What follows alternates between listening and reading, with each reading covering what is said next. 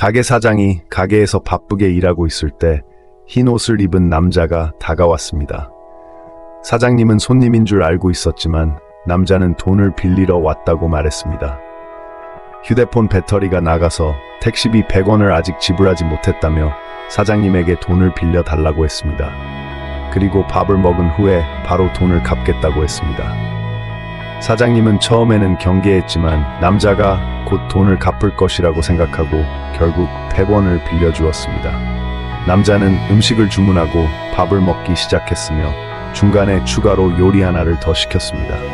사장님은 바빠서 주방에서 일하고 있었고 남자는 식사를 마치지 않은 상태로 사장님이 주변을 돌며 청소하는 틈을 타 몰래 자리를 떠났습니다. 남자는 돈도 갚지 않고 가게에서 사라졌습니다. 나중에 사장님이 남자를 찾아보았지만 이미 그는 사라지고 없었습니다. 사장님은 남자가 처음부터 의도적으로 돈을 빌리려 했던 것이 아닌가 하는 생각이 들었고 처음에 남자가 휴대폰 배터리가 없다고 했을 때 충전기를 빌려줬다면 이런 일이 발생하지 않았을 것이라고 후회했습니다. 이 사건을 통해 사장님은 앞으로 더욱 주의 깊게 행동해야겠다고 다짐했습니다. 화물차가 주행 중 상자가 도로 위에 떨어져 자칫하면 전기 오토바이를 타던 남성에게 닿을 뻔했습니다.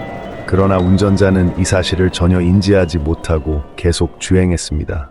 한편 전기 오토바이 남성은 길가에 멈춰서서 떨어진 상자를 바라보고 있었고 옆에서 작업 중이던 두 사람은 서둘러 상자를 도로에서 치워 후속 차량들의 안전을 위해 길가로 옮겼습니다. 전기 오토바이 남성도 이 두 사람을 도와 상자를 옮기기 시작했고 한 여성이 이를 보고 상자를 옮기며 이 상자는 주인이 와서 찾아갈 거니까 그냥 두세요 라고 말했습니다. 이때 한 3륜차 남성도 다가와 상자를 3륜차에 싣기 시작했습니다.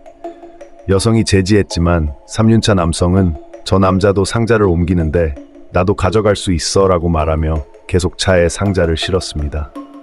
다행히 전기 오토바이 남성은 다시 생각하고 상자를 내려놓았지만 3륜차 남성은 상자를 가득 실었습니다.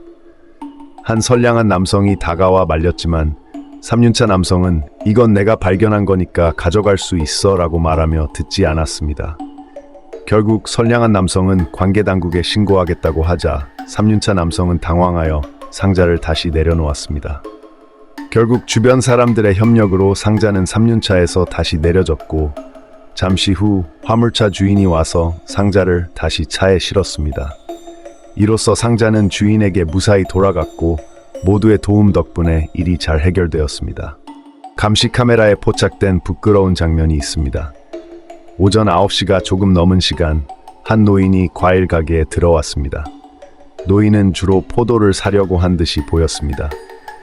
그는 천천히 포도 쪽으로 가서 한 송이를 집어들고 살펴보았습니다. 그러나 이내 노인은 불안한 듯 문 밖을 살펴보며 손에 든 포도를 살짝 자신의 가슴 쪽으로 옮겼습니다. 노인은 뒤에 누군가 자신을 지켜보고 있다는 느낌을 받았고 그 감각이 실제로는 맞았습니다. 한 여성 고객이 노인의 행동을 지켜보고 있었던 것입니다.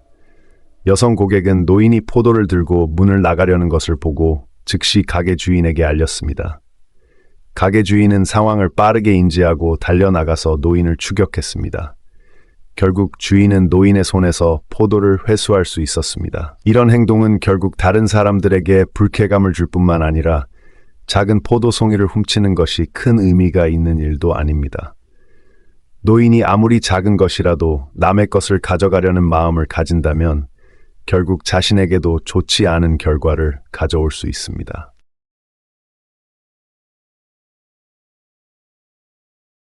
여성이 집에서 아기를 돌보고 있었습니다. 그녀와 아기는 흔들 침대에서 편안한 시간을 즐기고 있었죠. 그러나 그 순간 초대받지 않은 손님이 아무 경고 없이 침입해 왔습니다. 이 생물은 매우 무례하게도 5m 길이로 기어들어왔습니다. 주위를 살펴보며 화장실을 찾는 것처럼 보였어요. 이때 여자는 그 무례한 손님을 발견하지 못했습니다. 그 후 여자는 흔들 침대에서 일어나서 침대 주변을 흔들며 아기가 잘 쉬도록 도와주고 있었습니다. 흔들리는 침대는 그 손님의 주의를 끌었고 그 생물은 여자의 가까운 거리까지 다가왔습니다.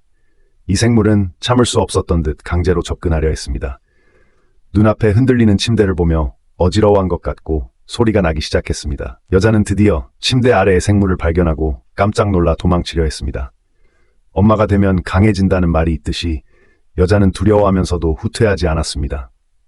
급히 아기를 안고 방으로 달려갔습니다. 초대받지 않은 손님은 여자의 소리에 놀라서 화장실을 빌릴 수 없다는 걸 깨달았고 결국 떠났습니다. 이 생물은 아무데나 가서 해결하려는 듯 했습니다. 이렇게 무서운 장면은 정말 깜짝 놀랄만 했지만 여자가 제때 발견하여 다행이었습니다. 이렇게 큰 생물은 정말 무섭네요.